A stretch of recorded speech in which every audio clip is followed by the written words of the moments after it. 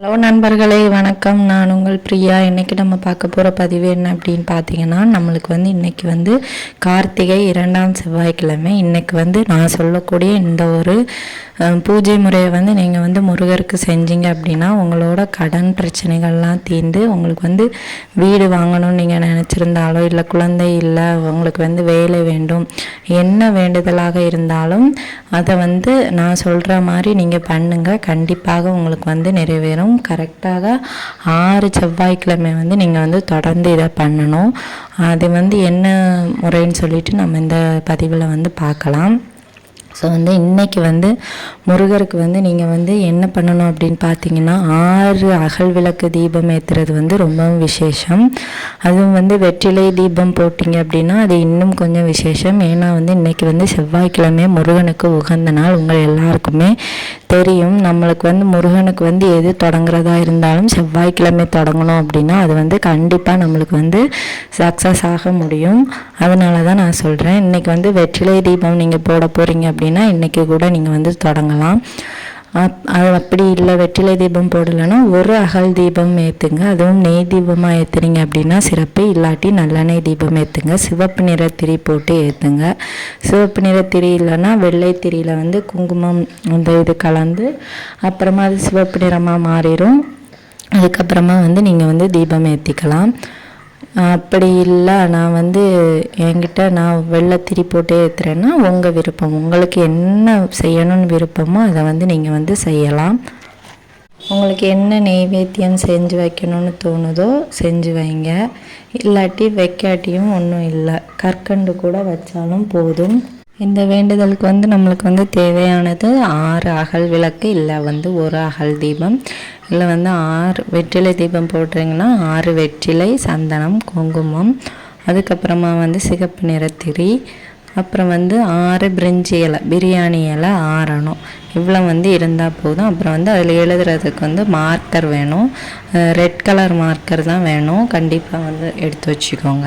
So இவ்வளோ இதுக்கு நம்மளுக்கு தேவையான பொருட்கள். நம்ம இப்போ என்ன பண்ணணும் அப்படின்னு பார்த்தீங்கன்னா, இப்போ நம்மளுக்கு காலையில் ஹோரை நேரமும் மத்தியானம் ஹோரை நேரமும் முடிஞ்சு போச்சு. இரவு நேரத்தில் வரக்கூடிய ஹோரை நேரத்தில் இதை நீங்கள் பண்ணுங்கள். இல்லை 6 மணிக்கு கூட பண்ணலாம். அந்த ஹோரை நேரம் வந்ததும் 8 to 9 அந்த டைமில் நீங்கள் முருகருக்கு வெற்றிலை தீபம் போடுறீங்கன்னா போட்டுக்கோங்க.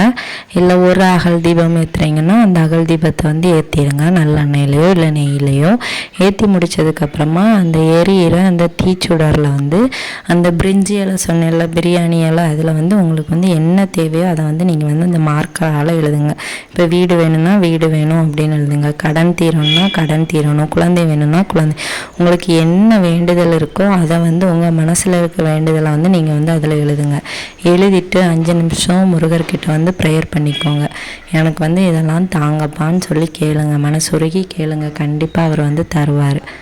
கேட்டதுக்கப்புறமா நீங்கள் என்ன பண்ணணும் அப்படின்னு பார்த்தீங்கன்னா, அந்த எரியிற தீச்சுடரில் இந்த பிரிஞ்சி இலையை காட்டி நீங்கள் எரிச்சிருங்க. எரித்து அந்த சாம்பல் வேஸ்ட் நீங்கள் எடுத்துருங்க. இல்லை நான் எரிக்க எனக்கு விருப்பம் இல்லை அப்படின்னா நீங்கள் உங்கள்கிட்ட 6 செவ்வாய்க்கிழமை நான் இந்த மாதிரி பூஜைகள் பண்ண சொல்லியிருந்தேன். இதே மாதிரி 6 செவ்வாய்க்கிழமை இந்த பிரிஞ்சி இலையை வச்சு பண்ணிடுறீங்க அப்படின்னா 6 செவ்வாய்க்கிழமை தொடர்ந்து பண்ணுங்கள். அப்படி பண்ணிவிட்டு ஒவ்வொரு செவ்வாய்க்கிழமையும் வரக்கூடிய அந்த இலையை முருகரோட பாதத்தில் ஒரு சிவப்பு நிற துணியிலையோ இல்லை ஒரு தாம்பூலத்தட்டுலையோ எடுத்து வச்சுக்கோங்க. வச்சுட்டு 6 வாரமும் முடிஞ்சதுக்கப்புறமா 7ஆவது வாரம் நீங்கள் மொத்தமாக இதை ஒரு சூடை வச்சு எரிச்சிருங்க. எரிச்சிட்டு அந்த சாம்பலை நீங்கள் அப்புறப்படுத்திடுங்க.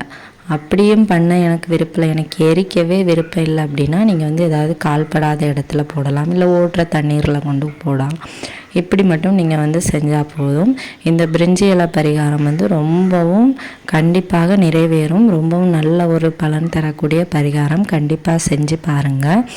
அதுக்கப்புறமா நீங்கள் இதை பண்ணி முடிச்சுட்டு ஏதாச்சும் மந்திரங்கள் சொல்லணுமானா உங்களுக்கு என்ன சொல்லணும்னு தோணுதோ அதை சொல்லுங்கள் முருகருக்காக.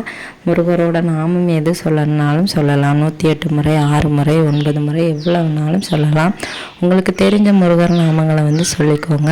அதுக்கப்புறமா கந்த சஷ்டி கவசம் படிக்கிறதா இருந்தால் கந்த சஷ்டி கவசம் படிங்க. நான் இன்றைக்கி வந்து கந்த சஷ்டி படிக்கிறது வந்து ரொம்பவும் விசேஷம். அதுவும் இந்த பிரிஞ்சேலை பரிகாரம் உங்களுக்கு வந்து 100% கை கொடுக்கும். உங்களுக்கு கடன் பிரச்சனை இருந்தாலும் தீரும், குழந்தை இல்லாமல் கஷ்டப்படுறீங்கனாலும் கண்டிப்பாக தீரும். மனசார நம்பிக்கையோடு எதனாலும் செய்யுங்க.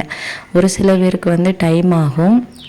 நம்மளுக்கு வந்து தோணலாம், எனக்கு வந்து நான் வந்து முருகர்கிட்ட கேட்டாலுமே அவர் எனக்கு கொடுக்க மாட்டேங்கிறாரு, எனக்கு வந்து அவர் எதுவுமே செய்ய மாட்டேங்கிறாரு அப்படின்னு.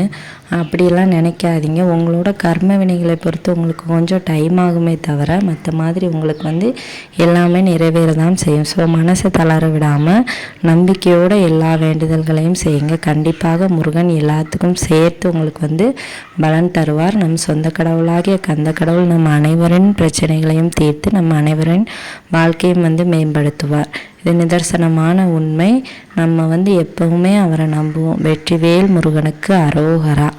உங்களுக்கு நீங்கள் வந்து இந்த வீடியோ பார்க்குறவங்க முருக பக்தராக இருந்தீங்க அப்படின்னா மறக்காமல் நம்ம ஓம் சரவண பவான் நம்ம கமெண்ட் செக்ஷனில் ஒரு போஸ்ட் போட்டுருங்க.